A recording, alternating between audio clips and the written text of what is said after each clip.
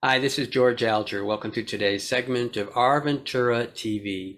Today we're going to be speaking about hiking in the Channel Islands. And joining us is volunteer naturalist Jim Dinges. Good morning, Welcome, George. Jim. Yeah. And let's just make sure we're all on the same page. What is a naturalist? Well, I have been involved as a volunteer with Channel Islands National Park since 2013, and I have to tell you, it's the best non-paying job I'll ever have. All right, very good. But what exactly is a naturalist though? That's a fair question, and I've been asked that before, George. And somebody, and I think they were joking, they said, "Does that mean you don't wear clothes?" And I said, "No, absolutely, we always wear clothes." What a naturalist is a volunteer, and there's really two entities that I represent: the Channel Islands National Park and the National Marine Sanctuary, known as NOAA, Noaa. So those are the two entities that I'm a volunteer with. I started out doing whale watching boats and graduated to leading narrative hikes on 4 of the 8 Channel Islands. Very cool. So basically, would it be fair to say you're kind of like a local expert to help people who are interested? Well, it was very in-depth training. I must say that I was very impressed with the lengths that they went before they allowed us, to graduate from whale watching boats to leading interpretive hikes. There's a whole process where you get observed, you get rated, and you either graduate to the next level or you have to go back and study the note cards and be able to use them because you're going to cover topics like island history from ranching, the Chumash Indians, geology, plants, and animals. There's a lot that's going to be covered, and you have to be versed in it, so you can answer questions and point things out. Very cool. Yeah. In fact, we could do shows on each one of those topics. But for this one, we want to talk about hiking in the Channel Islands. So what can you tell us? Well, there's 5 in the national park, 8 total. And I will say this, if your viewers are interested in learning more about all 8, there was an excellent documentary produced years ago, locally out of Carpinteria, I believe, called West of the West. And that chronicles all 8 islands. But the 5 in the national park and the 4 that I lead hikes on, I'll start with Anacapa. Anacapa, you can go on the eastern portion of Anacapa. What's unique about Anacapa, there are no foxes on Anacapa Island. So there being no foxes, seagulls like to nest on the island, on the ladder going up the staircase to the top of the island. And certain times a year, you will get bombed by seagulls. Hmm. But there's a lighthouse there. There's a lot to see. And then the views of seeing the rest of like towards Santa Cruz Island and the east towards Santa Monica and Los Angeles, the views are spectacular. So Anacapa is neat. You're not going to hike very far there because it's just a big giant loop. So Anacapa is somewhat limited. The next island up would be Santa Cruz Island, and it's the largest of all the islands in the chain, roughly 96 miles in circumference for coastline. Um, Usually, people will take Island Packer Cruise Line from Ventura, and they're the concessionaire that allows people to land on the island. And they'll go typically from Ventura to Scorpion Anchorage. There is an option sometimes to go to Prisoners Harbor and then a hiking option there as well. And then you've got 2 outer islands, Santa Rosa and San Miguel. And believe me, I could talk at length about all 4 islands and the things you can see. What I'm so impressed of is they're relatively close in proximity to each other, but each island has a very unique geography and things that you're going to see. And George, many times I'll have people ask me, which is my favorite island? And my response kind of is, it's like asking me which one of my kids I like the best.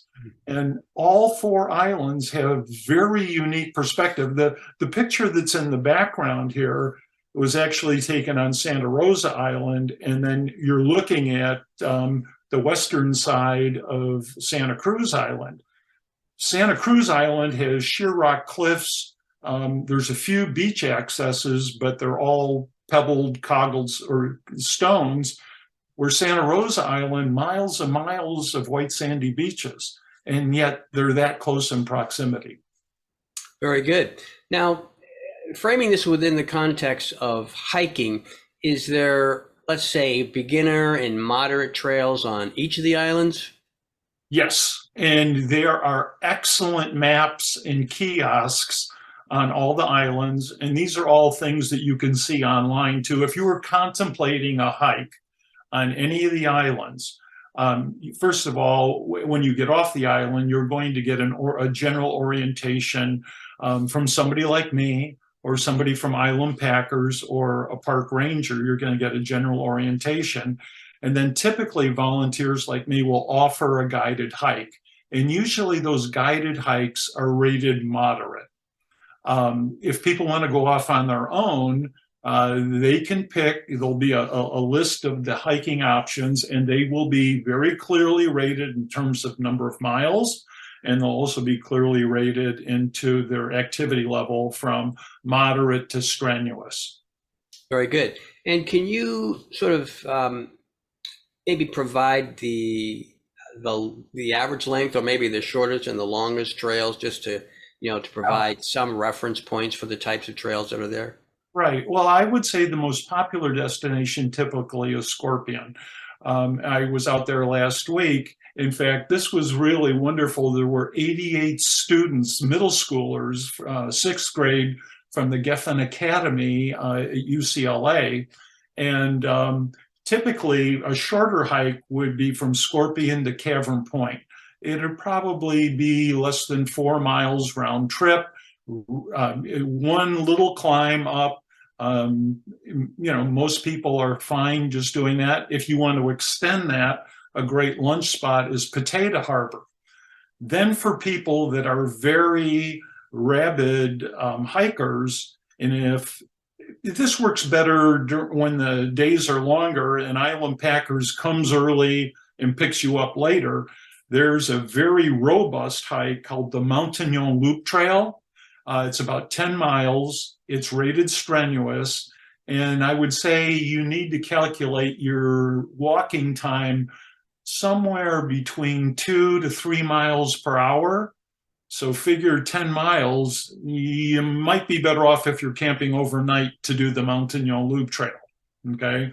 There's a hike to Smuggler's Cove that's not quite as hard, and it's shorter. So the Park Service does an excellent job of laying out the hiking options. Even at Scorpion, there's a topo map that will show you everything there as well. Now, if you do hike from Prisoners to Pelican, it's Nature Conservancy land. You do have to sign a document, your understanding of their protocol. And that hike is probably, right around 5 miles. But it's, you should allow three hours for that round trip hike, but it is spectacular and one of my favorites. Very good. Jim, we're just about out of time here, but you mentioned camping. I wonder if you could just provide a quick sort of comment on it. Can you camp on all the islands or just certain ones? Or well, you can camp on Anacapa. It's very limited. You do have to be very careful of supplies. San Miguel, you have to bring your own water, okay, if you go all the way out to San Miguel. Santa Rosa, very nice campgrounds. Certain times of the year, they allow backcountry camping there as well. On Santa Cruz, you have the Del Norte campground, and then in Scorpion, there's a number of sites. In fact, there you can even rent a kayak as well. And do kayaking with a guide around the sea caves, and that's spectacular. Sounds great.